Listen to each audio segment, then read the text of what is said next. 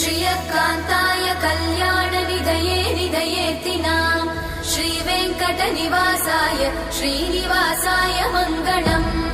लक्ष्मी सविभ्रमालोकसुभ्रूविभ्रमचक्षुषे चक्षुषे सर्वलोकानां वेङ्कटेशाय मङ्गलम् श्रीवेङ्कटाद्रिशृङ्गाग्रमङ्गलाभरणाङ्ग्रये मङ्गलानां निवासाय श्रीनिवासाय मङ्गलम् सर्वावयव सौन्दर्य सम्पदा सर्वचेतसां सदा सम्मोहनायास्तु वेङ्कटेशाय मङ्गलम् नित्याय निरवध्याय सत्यानन्दचिदात्मने सर्वान्तरात्मने श्रीमद् वेङ्कटेशाय मङ्गलम्